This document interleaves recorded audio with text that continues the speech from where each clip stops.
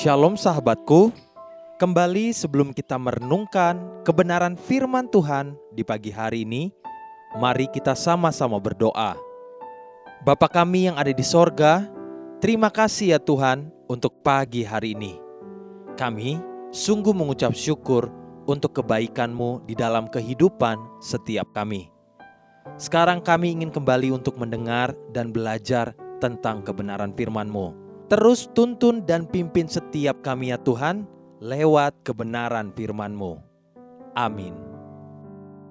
Pagi hari ini, kita akan kembali merenungkan kebenaran firman-Nya dengan tema, sikap hati yang merendah.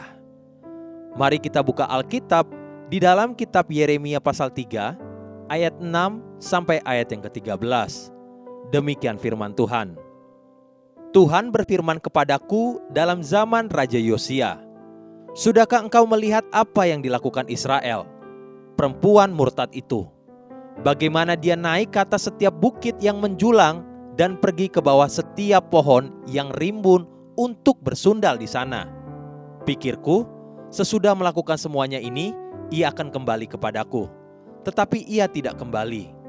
Hal itu telah dilihat oleh Yehuda, saudaranya perempuan yang tidak setia.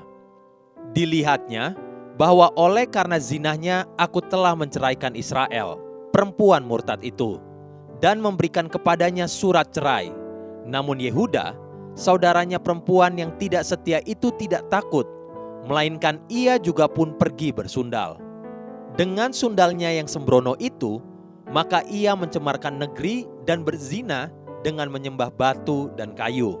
Juga dengan semuanya ini Yehuda, saudaranya perempuan yang tidak setia itu, tidak kembali kepadaku dengan tulus hatinya, tetapi dengan pura-pura. Demikianlah firman Tuhan.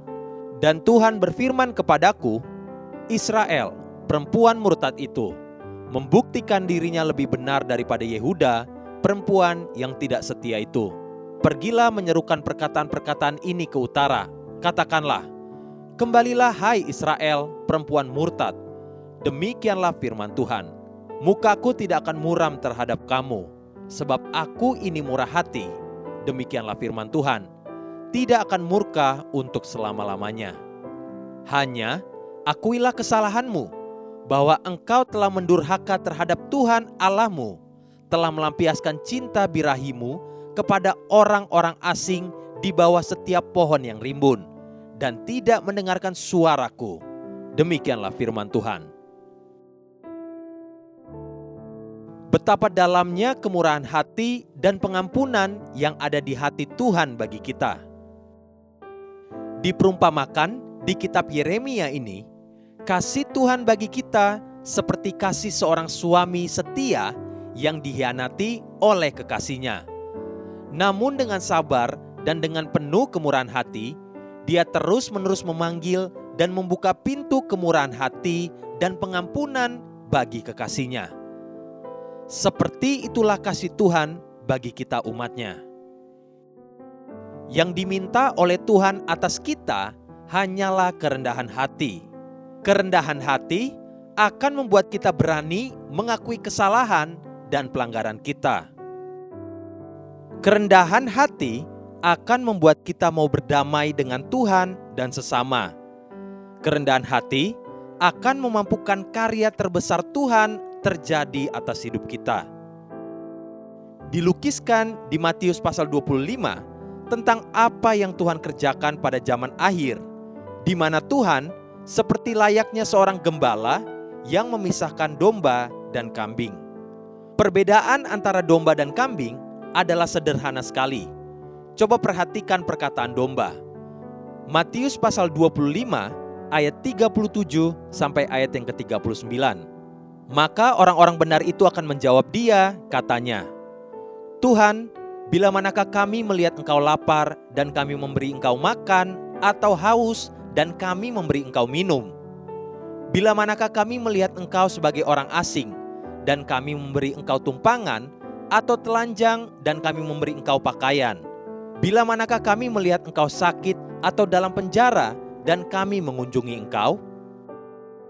Kemudian kambing juga menerima pernyataan Tuhan yang sama.